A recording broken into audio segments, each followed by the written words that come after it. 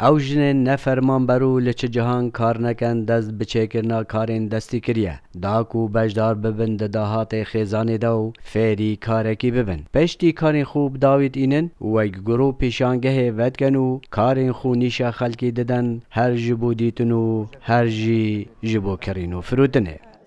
اف جورا پیشانگی های گلک باشن بو آفرات خاص بو آفرات چونکو وقتی که حس آده گلک داری وید کاریت کمن بو آفرات اوید خودان شاهده نبن یان چه دوام نبن اف بو ناری که کو اوشن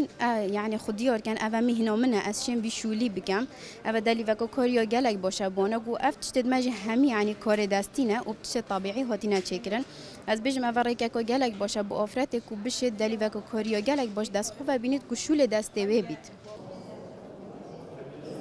رولجنه رولک مازنا جواکی داب تایبتی خزانه ودا و اف پیشانگه ها گله گرنگن بو آفرته بلکو کارکی گله مازن هبیشیانت گله مازن هبن ولی برزن المال اف پیشانگه ها یا افروکا جیش ل انجمن آفراتان هاتیا فکرن نزیکی 7 آفراتان کو کارت خود دستی اینا الویره داکو بتر عالم تشتوا بینیدن خلق تشتوا بینیدن و بهت فروتن اوجی بود بیت دهاتک بو خزانه و کچتن او جهاری خزانه بکتن افرنگا بزاوا هولدانن جبو پیدا کرنا دلیوین کاری و جبو جن چارچوه مال درکویتو ببیت خودم بر هم داخازش واد کن پتر پشتوانیا آفرت بکن یعنی پتر بهن سردانا جهتو صاب کنج بو پتر پشتوانیا آفرتش بر آفرت بتایبت جواکمه دا گلک یعنی حالا این کاری بو دست ناکوش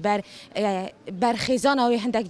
جاره جهت هین نشد لی کار بکتن چه بنویتن اگر پروژه این حساب بردوام پشتوانی بو بهتگرند گلک باش بیدن